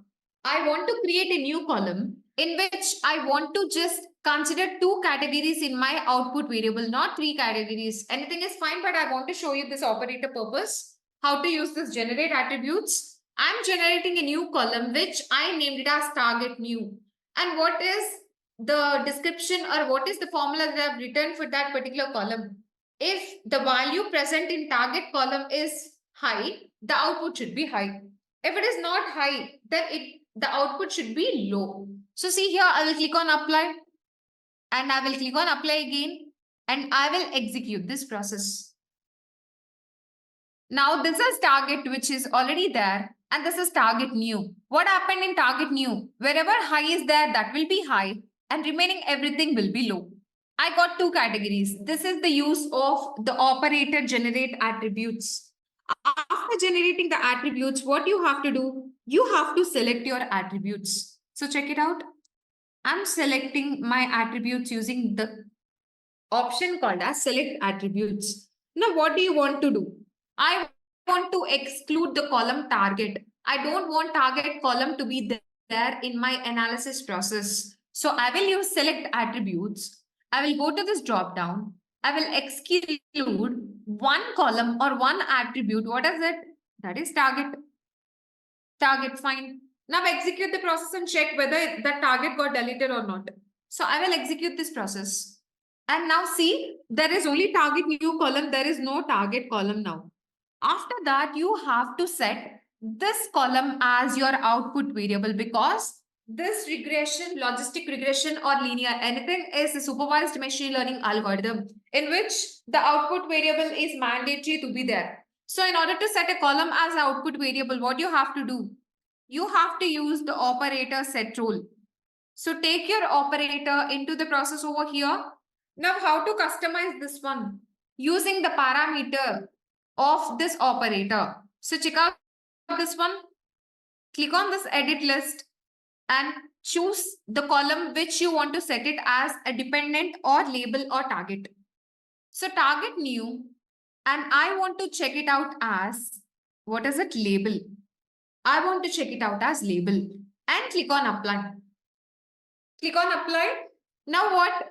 I have got it and execute the process and check out. So this is my output variable. These are my input variables. And now, as this is a supervised machine learning algorithms, you have to split your data. How to split your data? Using the operator split data. Take this into the process.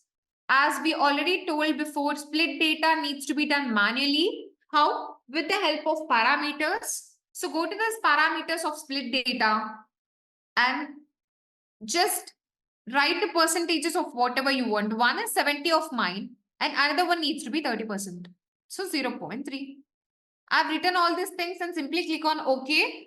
Now, 70% should goes into the operator logistic regression because this is logistic regression example. So take your logistic regression operator. 70% went into this and remaining 30% needs to be goes into apply model operator. So I will take apply model here. And the output of logistic regression needs to be the input first. And also the remaining 30% should be the input to this apply model. And you can apply this performance as well. So I will apply performance regression or classification. Just make the connections properly and execute the process. So once this is done, execute the process and check out what happens. Now, these are the predicted values, and this is how your accuracy is. That is 100%. Very good.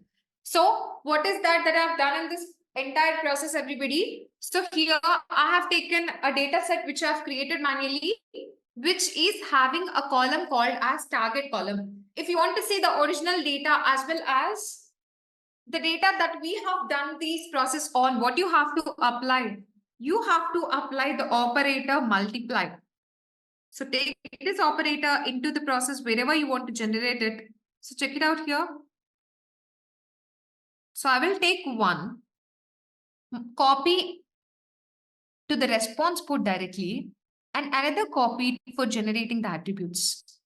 Now check out the connections properly. This one goes into response and this one also for response. Now one copy is the original copy which gives you the response, and another copy of original data set goes to this logistic regression operator and gives you the performance accuracy. Execute the process. Now this is your original data set which is having target column. This is the last one which you got after measuring the performance using the operator after the machine learning algorithm, that is regression, logistic regression. So this is what we have done. So let me show you the operators one more time. What are the operators present? So first of all, I've taken the read Excel operator to get the Excel imported here because I don't want to save it in my repository panel. If I want to save it, I can directly go for import data option. After that, I've taken multiply operator, which creates copies of my data, and one copy I've directly executed to the response, and another copy goes into generate attributes. So in generate attributes, what did I do? I have created a new column name as target new. And what is the formula for that? If the target column is having high, in place of high, I want high. If it is low or medium, I want low. That is the new column that I've generated here. After generating a new column, I want to remove the target column from my analysis process. So in order to exclude one attribute, I have used the operator select attributes here. After doing everything, after getting the proper data, I want to split my data into training data set and also testing data set. So that can be done in two ways. One is using split data operator and second one is using cross validation operator. Here I am showing you the split data operator in which I have just taken two categories or two partitions. One is 70%, that is 0.7, and second one is 30%, that is 0.3. So the 70% of this data goes into the algorithm logistic regression if you are working on any algorithm, whether it is linear, naive Bayes, KNN, depending upon this, you have to use the operator. But splitting the data is common. Okay, so logistic regression, I've taken it, and after applying the algorithm, the output goes into apply model operator.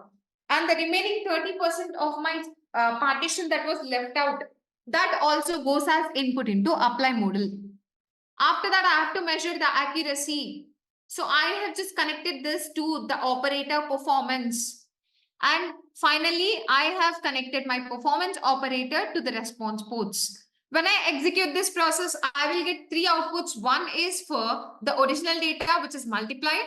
Another is for the second one where I have applied the model.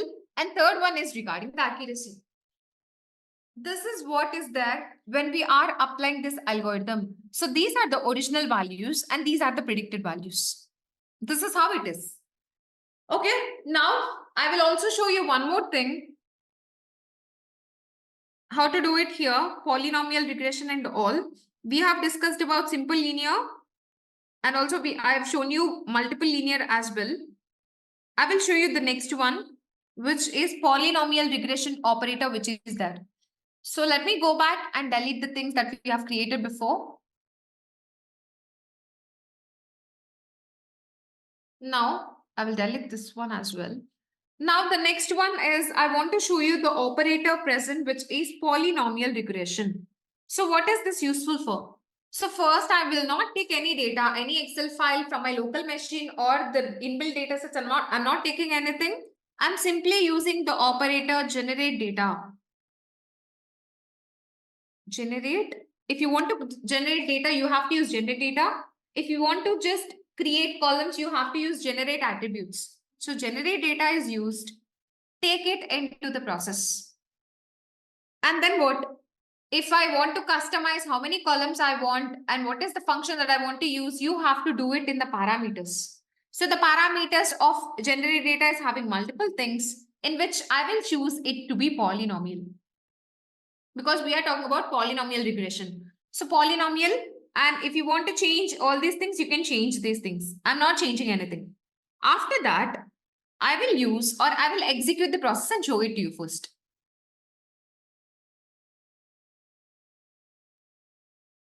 I'm executing this process. See here, I have taken 5 attributes to be given. So there are 5 input variables and 1 target variable is present and these are the values. This is polynomial. And then what?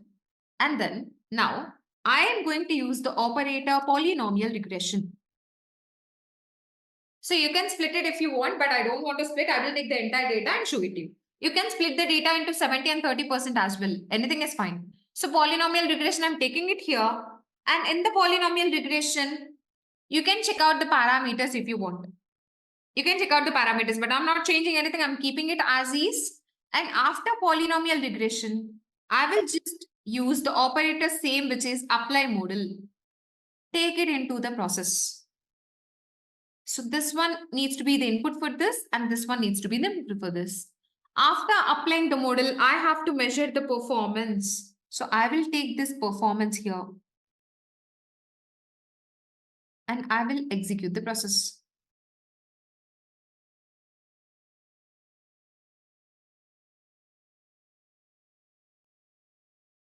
You have to remember the operators, its purpose. If you don't know the purpose of operator, I told you before, you have to right click on operator and check out using F1 option, the description or info option of the operators and execute the process. So check out the performance here. So the root mean squared value is this and polynomial regression is this. So this is how you can calculate everything and measure the performance using this one. So when you create visualization for this, how to create a visualization for this, I told you before. You have to go to the results view. In the results view, go to the set one and here apply the statistics or visualizations. Anything is fine. I want to apply a line chart. I'm selecting line chart for the predicted value. I want the predicted label instead of the attributes. Attribute 1 and predicted. And check out how it is being.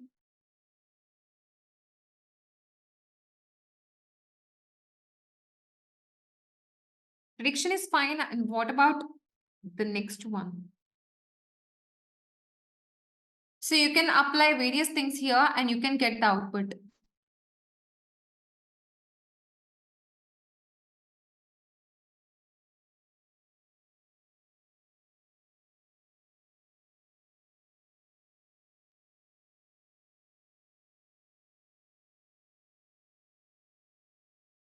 So for performance, I will check out the absolute zero and execute the process.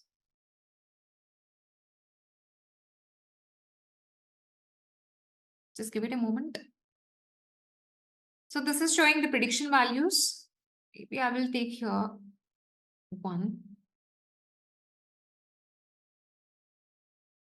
So you're getting like this. You have to work on these things if you want to show it properly.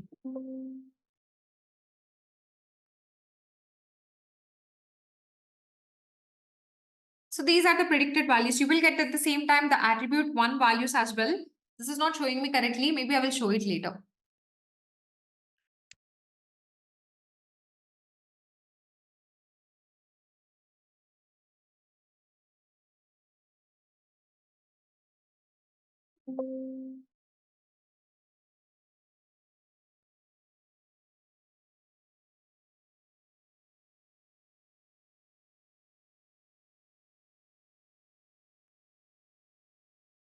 No,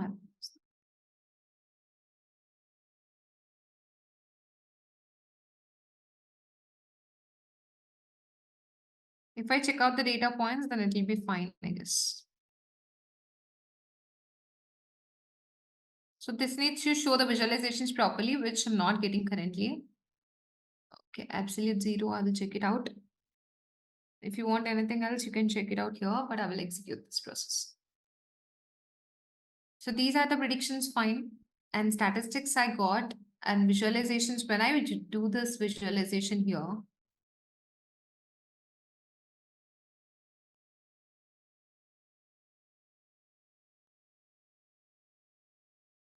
I want to show the line chart of attributes as well as predictions. Predictions are showing in blue color, but attribute 1, I'm not able to show it. Maybe I will take another one, which is attribute 2. Attribute 2, based on the predicted values, you are getting the chart like this. Okay, you can check it out these things. If you want to further get information, mostly you can go for visualizations, but mostly we will go for performance measure. Okay, this is what we have. And then what else? We have polynomial regression, ordinal logistic regression, and then we have lasso and also ridge regression, which is present in the slides here.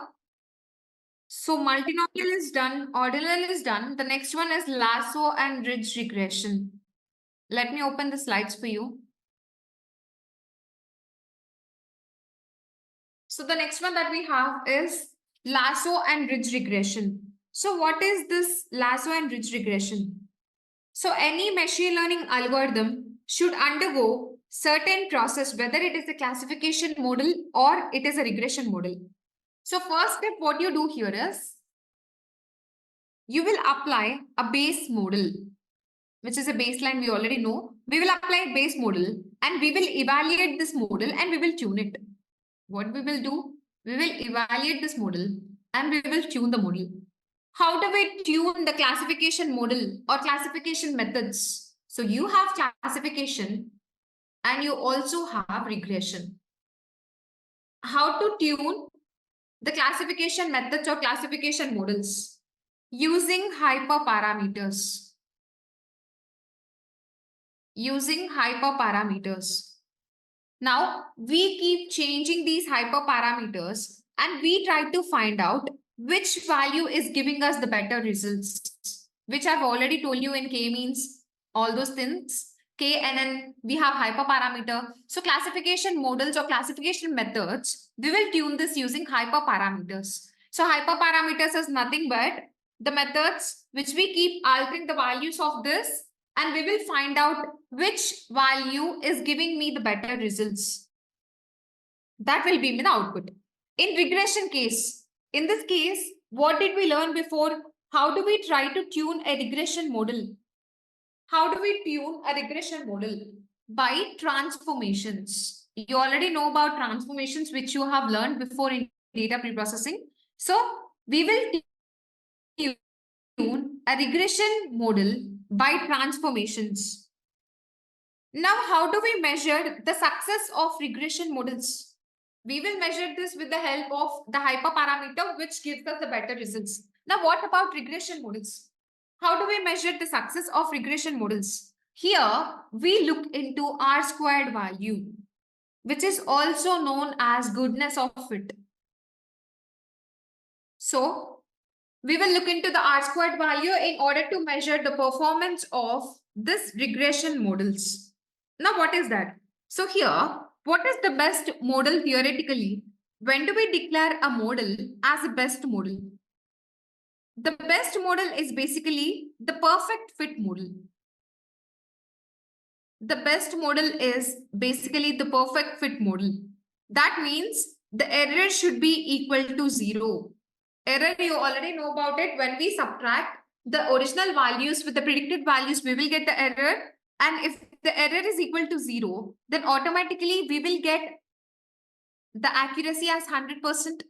That we will call it as a perfect fit model, which is called as the best model. So a perfect fit model is considered to be your best model. So we have the option to tune the algorithm until we get the perfect fit model. So what happens if I get a perfect fit model? It tends to go overboard, which is overfit. So when do I have to stop tuning? This is the problem that we have in hyperparameters. So I will change the value of the hyperparameter until I get a perfect fit model.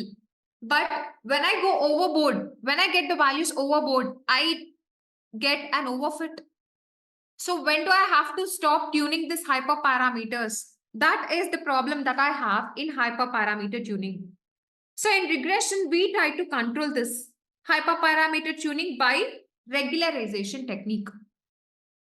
You have something called as regularization technique, which is used to control the hyperparameter tuning in regression models. So let's check out what is there inside the slides.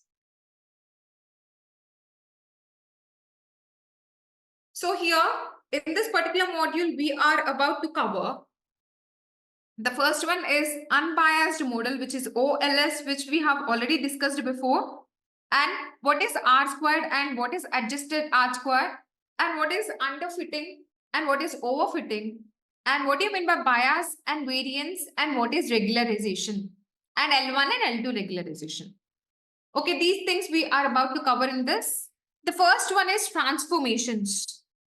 The first one is transformations, which I've already told before.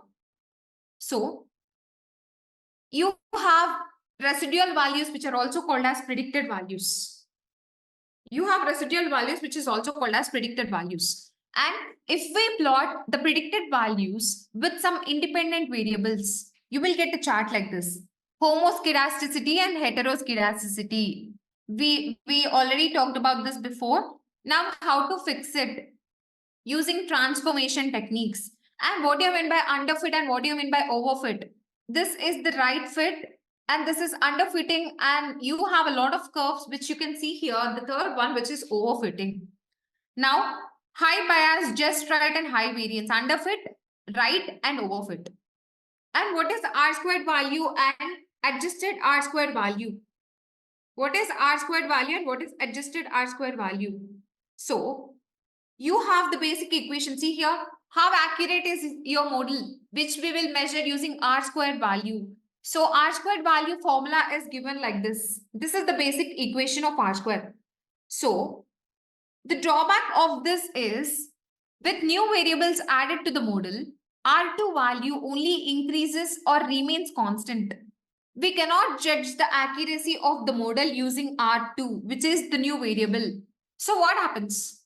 We also have adjusted R squared. Before talking about that, see here, in order to avoid this, we need to look at the concept that I've told you before, that is regularization technique.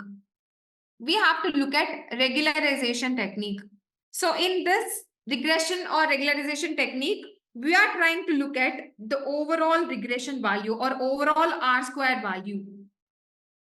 We are trying to look at the overall R squared value which talks about the overall correlation.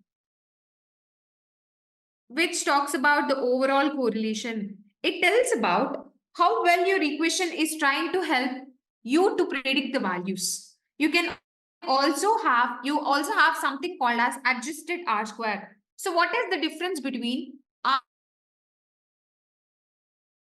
square and adjusted R square?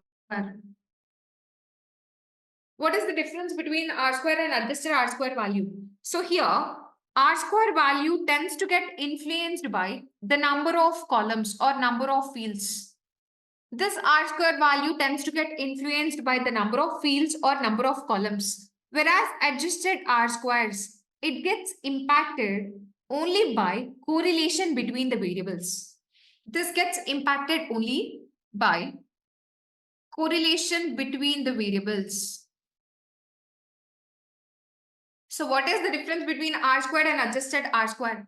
R square value will get influenced by the number of columns, and adjusted R square value gets impacted by the correlation between the columns. So if I add a new column,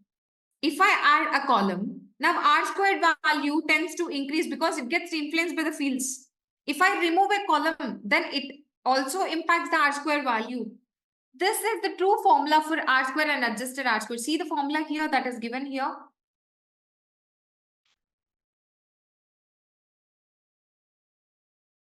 The adjusted R square is adjusted for the number of predictors in the model. The R square value increases only when a new variable added to the model. So this is R square value and this is adjusted R square value. These are the formulas. The most important thing is R square value is directly proportional to the number of variables. What is the most important thing? R square value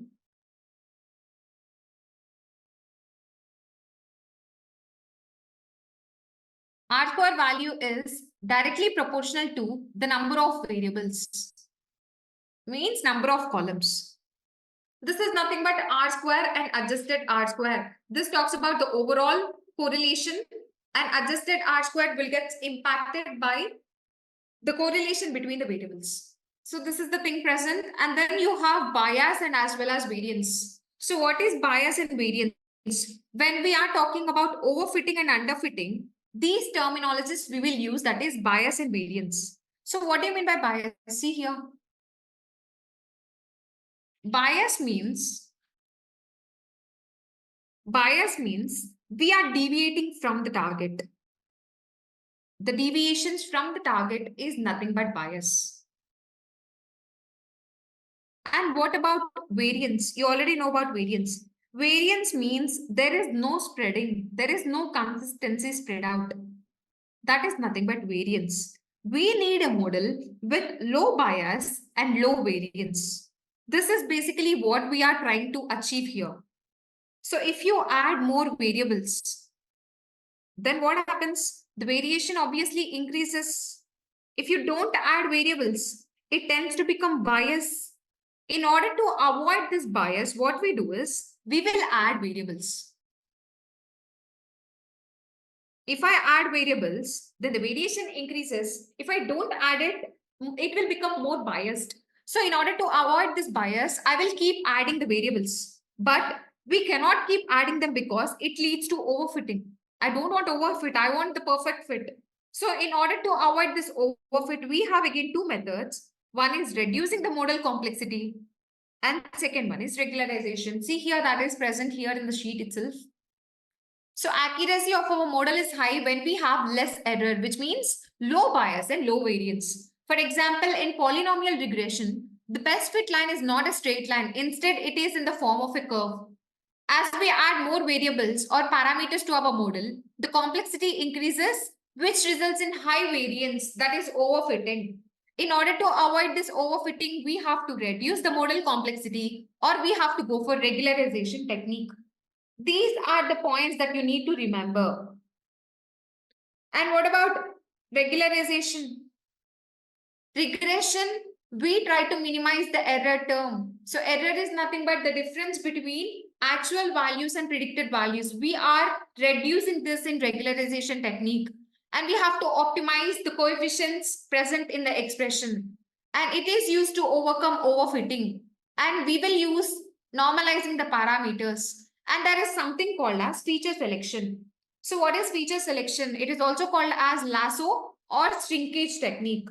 You may have hundreds of variables present. What is this one? Feature selection. You may have hundreds of variables, out of which some variables are irrelevant. So logically, from a business standpoint, you are telling these variables are important for output variable. But from statistical perspective, I feel like some columns are not relevant for my output variable.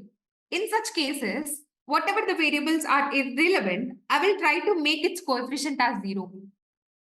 For suppose I have y is equals to beta naught plus beta 1 into x1 plus beta 2 into x2 and so on. For suppose I think this x2 variable is not relevant for me to capture this output variable relationship.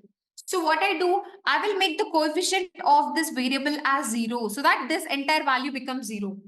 Automatically those features will be removed and I will just have the features that are only relevant. That is nothing but lasso selection or feature selection or shrinkage technique.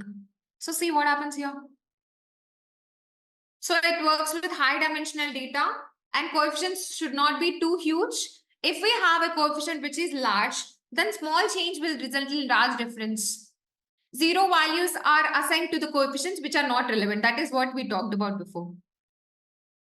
And then you have again L1 regularization and L2 regularization. So what is L1 regularization? We are going to look at L1 regularization, which is also called as L1 norm or lasso selection or lasso regression. So here, this lasso stands for least absolute shrinkage and selection operator. So if we talk about OLS, what do you mean by OLS? We talked about before. OLS, here we will observe the cost function or loss function or error function. So this works on the concept of the equation y is equals to beta naught plus beta 1 into x plus epsilon. This is the predicted value, which is y is equals to y hat plus epsilon. So lesser the error, better the model. So error is equals to actual value minus predicted values. We are not talking about individual variable. We are looking at the entire data set. We will have multiple errors. We represent it as e square value, which is y minus y hat whole square. This is the minimization problem that we are going to solve. We are going to find out the critical value, and based on that critical value, we try to find out the values of coefficients, which gives us the minimum value for the error. So let's see the equation for this L1 regularization. Check it out. This is the equation for L1 regularization. Here we will add a penalty term. Why? In order to ensure that we alter the OLS models. This is an unbiased technique which helps us or which gives us least possible error. So this is the penalty term here. So if I add certain penalty term here to the loss function, then I can get even lesser values. This is called as absolute term, absolute value. That is why I'm just checking out the absolute values. We are talking about the absolute values of coefficient. If the lambda value is 0, then what happens to the equation? The penalty term, the entire term becomes 0. So the default value for lambda will be always 1. This is called as L1 norm, in which you will add a penalty term. So what you do here is, if there are any variables that are correlated, you can go for L1 regularization. So L1 regularization is also called as L1 norm, which is also called as lasso regression, which stands for least absolute shrinkage and selection operator. Here, this is the equation for this, in which we are adding a penalty term, which is an absolute value. It is aiming to give me the least possible errors. And here the default value of lambda is 1. And coming to the last one that we have, that is L2 regularization. Check it out, what is there here. If lambda is 0, we will get back OLS, whereas very large values will make coefficient 0, hence it will underfit. Now, you have the last one, that is L2 regularization. So what is L2 regularization? It is also called as L2 norm. So it is also called as ridge regression. So here, we will not use absolute value. Instead, we will use the squared values or squared magnitude. That's the only difference between ridge and lasso. So because of taking the squared values, the coefficients will not become 0. It tends to become closer to 0.